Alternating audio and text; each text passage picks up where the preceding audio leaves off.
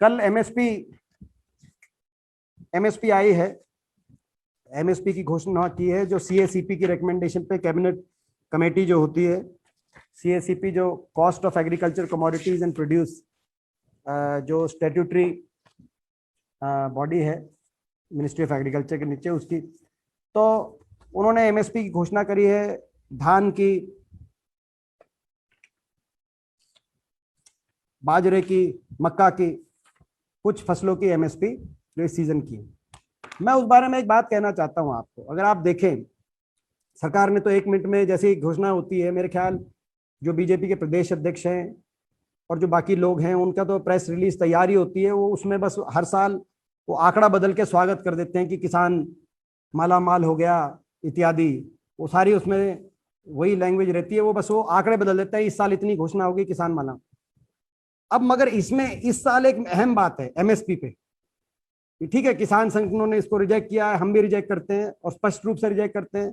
आप पिछले 1 साल में ही देखिए, ये कह रहे हैं कि पिछले 1 साल में जो धान है उसको हमने जो है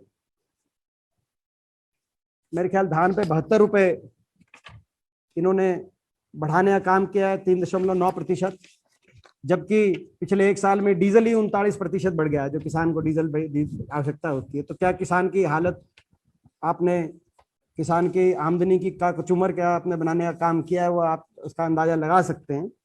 मगर जो है मैं कहूँगा इस साल एक महत्वपूर्ण चीज होनी थी। 2015-16 में प्रधानमंत्री जी ने घोषणा करी थी लाल किले से, और फिर बीजेपी ने उसको बहुत झिंझोरा पीटा, आज तक पीट रहे हैं कि 2022 तक आमदनी दुगनी करेंगे। आपको याद हो 22 तक आमदनी दुगनी, 22 तक आमदनी दुगनी। जब ये घोषणा की गई थी तब धान का हम उदाहरण लें, क्योंकि धान की एमएसपी डिक्लेयर हुई है। धान 1470 रुपए था उस समय धान का भाव। आमदनी तो तब दुगनी होगी आपकी जब आपको भाव जो मिल रहा है वो दुगना होगा, स्वाभाविक बात है। और तब भी नहीं होगी अगर खर्चा उतना ही रहा, खर्चा नहीं बढ़ा और भाव दुगना हो गया तो आमदनी दुगनी है। अगर खर्चा बढ़ गया और भी ज्यादा तो फिर तो चाहे भाव भी दुगना हो जाए। मगर हम एक मान लेते हैं, चलो भाव दुगना कर दी 2000 तो 1470। मैं महत्वपूर्ण इस साल का इसलिए बता रहा हूं एमएसपी घोषणा, क्योंकि ये जो सीजन है ये 2022 से पहले आखिरी सीजन है।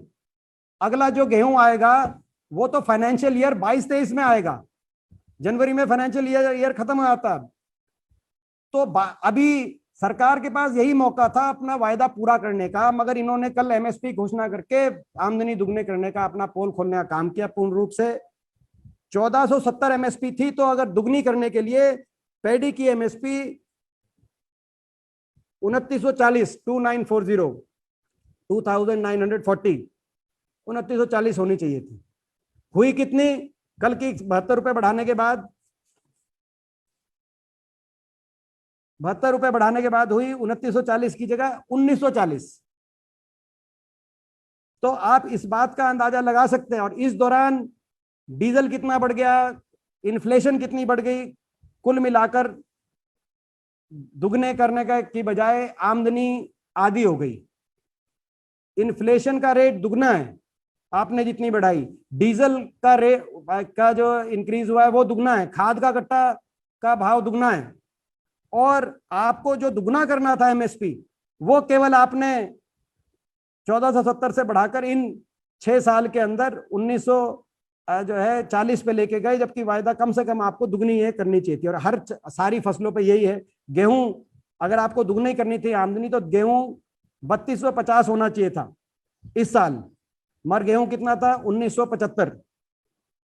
तो आमदनी दुगनी की तो खैर वो तो एक जुमला था, एक इस सरकार की आदत है, बहुत सी चीजें कहती है करती कुछ और है। मगर दुगना छोड़िए, आप उतनी छोड़ दें, क्योंकि 2015-16 में जितना मुनाफा मिल रहा था किसान को खर्चे के अनुपात में, जितनी एमएसपी थी, जितना न्यूनतम समर्थन मूल्य था, उतना ही अगर आप छोड़ देते तो हम सरकार का धन्यवाद करते कि भाई उतना ही। जैसे मैं आपको कह रहा हूं, बराए मेहरबानी सरकार डीजल और पेट्रोल वही कर दे जो 2015-16 में थे, हम धन्यवाद करते हैं सरकार। हम नहीं कहते उससे कम करें, कम करने का वायदा हो सकता है, हम कह रहे हैं उतना ही कर दीजिए। तो इसी प्रकार से किसान भी वही चीज कह रहा है कि आप कम से कम उतने ही हमें, हमारा जो मुनाफा प्रतिशत है खर्चों के ऊपर जो हमें मुनाफा मिलता है वो उतना ही छोड़ दें तो हम मान जाएंगे। मगर दुगने का वायदा था और आमदनी हो गई आधी, तो ये दुर्भाग्यपूर्ण है। तो ये बड़ी नाकाफी है जो न्यूनतम समर्थन मूल्य आई, कल ही ये रिलीज आई है इनकी। तो मैं इस बारे में अपना एक कमेंट में जरूर कहना चाहता हूं और सरकार से कहना चाहता हूं कि किसान के प्रति संवेदनशीलता दिखाए, तुरंत किसान की बात को, किसान के जो भी किसानों ने चिट्ठी लिखी थी पीछे, बातचीत के लोग तैयार हैं, तो आप किसानों को बातचीत के लिए बुलाएं और इसका समाधान निकालें।